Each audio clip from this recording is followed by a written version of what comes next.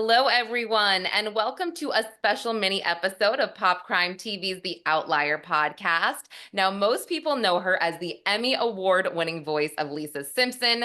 She's played this incredible role since 1987, but you need to know about her podcast, Small Town Dicks, which is actually going on tour live next week. Yeardley Smith, thank you so much for joining me. Hi, Lauren. It's great to see you again. I am so excited for this. I have been listening. I mean, you and Dan and Dave, you are a phenomenal team with this podcast, and I'm obsessed with small town corruption. So, what can listeners and viewers expect next week for your live show, and how does that correlate into the content that you guys all put out? It's a great question. So there was a big discussion as to whether or not we would have Dan, Dave, or Paul Holes, obviously, who's part of our team, just give a case like we do on the podcast, and we would do a single case and have the guys weigh in. And we did that actually for one Crime Con. And what I found was, what I really wanted was I wanted more interaction with the three of them. So I have a hot tub here at my house in Los Angeles. A lot of conversation goes on in the hot tub. And I was like, listen, can we recreate the hot tub experience without the water with you Yeah. guys?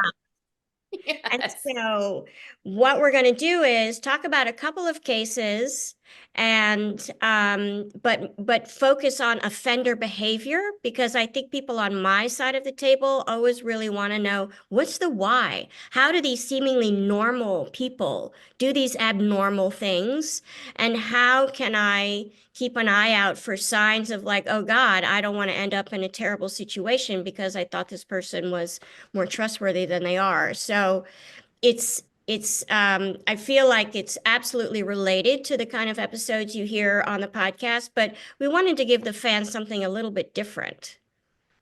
Right. And we've been hearing that a lot. I don't know if it's just the society and the culture that's evolving, I guess. But I mean, you say the why, that immediately makes me think of the Menendez brothers. The why. We know they did it. Why did they do it? Why are we talking about this? I mean, and it can go both ways. Somebody can be inherently evil, somebody can have this horrible childhood. I mean, it really is important to understand all of these factors. I think that's really interesting as well.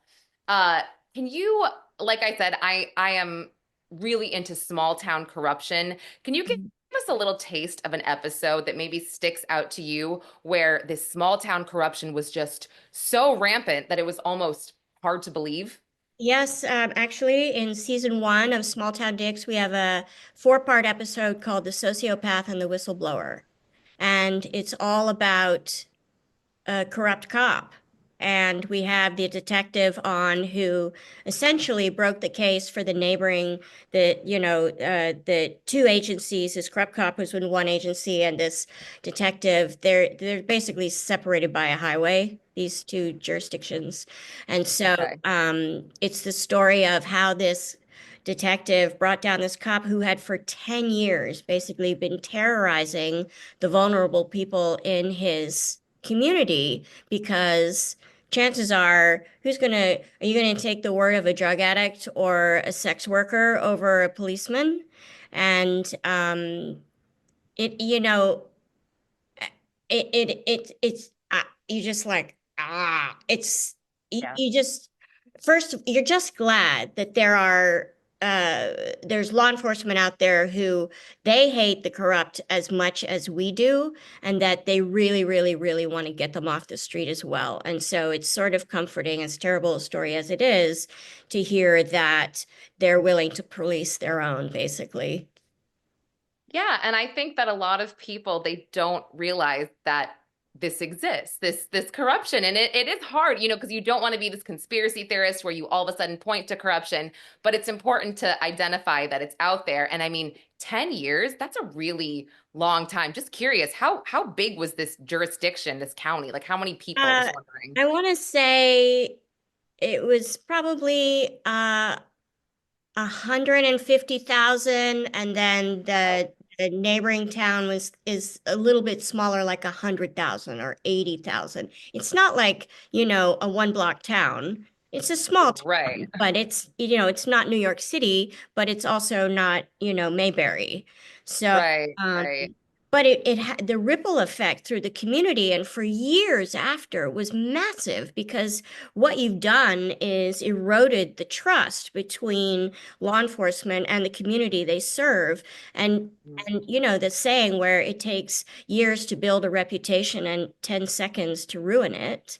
It's exactly exactly. what happened. So Uh, even though this bad cop was the outlier, uh, it had the enormity. It was like an atom bomb. I mean, the yeah. fallout was just incredible and went on for a decade, at least years. And your husband and his twin brother, I mean, a lot of these cases, and I'm assuming you're going to discuss some of these in your live show as well, but a lot of these, are from their case files. Yes, Yeah, which is really cool. And I mean, obviously they're put to bed, they're adjudicated, but yes. I mean, you must be like, wow, this is so hot. Like listening to your husband talk about these cases that he solved and, he's on the stand and he's putting these guys away. I love that. I mean, it is like living with a real life hero, you know, the guy who really, really, he's retired now, both of them are, considered it a calling and literally would go toward the things that most of us run from, right? Literally would just I mean, they're meeting people on their worst day. That's your everyday. It's just not normal.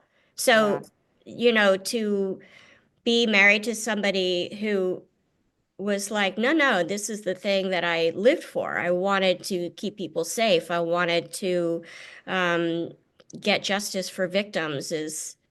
I mean, you're right. It's pretty sexy. It's pretty incredible. It is. It totally is. But he also he must interrogate you and with everything that you say, he must kind of like give you the side eye, like, that wasn't really a complete sentence. I feel like maybe you're not telling me everything. No, what's funny is for as fantastic as he was at his job, as a husband, he's just a guy. And so Mhm. there are things you're like, what? Like his I feel like sometimes he's terrible at multitasking. Now, He's a multitasking is busy a myth man. Yeah. anyway. It's a myth anyway, but he's particularly bad at it. And I find that sort of fascinating because I'm like, dude, you used to have, 35 cases on your docket. You just like, what? And you Yeah. can't remember that I asked you to do this one thing because, oh, could you just write it They just down? they don't listen to us. I think that's the difference. I Yeah, always say that, yeah, to my husband. I'm like, you actually run a company, but you asked me the dumbest thing I've ever heard right now regarding our children, where I'm like, was that serious? Like, I don't understand. I Love you. don't understand. It's so funny. But, just quickly pivoting, and I think, I've asked you this before, but I really want this audience to hear this. Your time on The Simpsons, I think it's so wild because yes, The Simpsons, it's a staple, for pop culture, I guess, and they have been right about a lot of things, these writers. Trump being president, I mean, Lisa predicted the Super Bowl winners in 92, and then the submarine, that blew my mind. What were you thinking when all of these things kind of came true after you had lived it on the show? I think, first of all, we predicted Trump would become president, I think 15 or 16 years before he actually became president. So, first of all, I didn't even remember that until it was brought to my attention. You're like, oh, right. Yeah. Uh, and so oftentimes it's very rare that the prediction happens close to like the prediction on the show or the thing that happens on the show ends up being a prediction in real life. There's usually quite a few years that happen in between those two events. And so I usually have to be reminded, but also I've started to wish that they would predict some good things. Like, could you stop with the murder hornets and the exploding submarines and Right, right. I That's a good mean, point, oh, actually. so, Yeah. but I also believe that we've been on television for so long now. I do believe in a kind of collective consciousness. if they say that we're all made of the same stuff, leptoquarks or whatever this stuff is, right? That we actually literally are all made of the same matter. It makes sense to me that somehow, whether you can explain it or not, cosmically, there becomes a kind of group think, right? And that there's some little thing bubbling below the surface that allows the writers to tap into something that is unnameable. Right. And I mean, I feel like they're just really intelligent people in general as well, right? Like to sort of go deep into this. And who knows, maybe they're just not telling us the things that they weigh and the things that they're looking into. But I know I don't have much time with you, so I do want to quickly have you shout out the cities if you could, and I'll put a link in the episode notes. But where are you traveling? Where are you visiting for the live show Small Town Dicks? Yeah, amazing. So we're going to Portland on the 5th, Seattle on the 6th, Salt Lake City on the 8th, and then Denver on February 13th.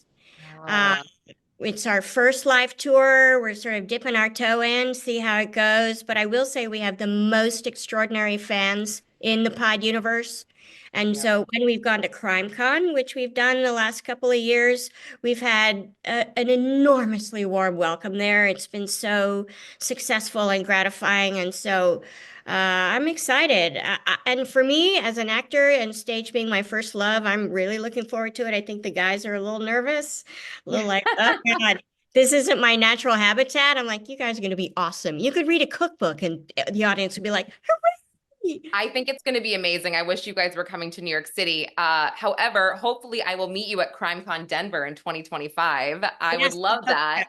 same. Okay. Yeah, that will be great. All right, everybody, Yardley Smith, everything will be in the episode notes about the Small Town Dicks live show. I so appreciate your time, and I'm such a fan.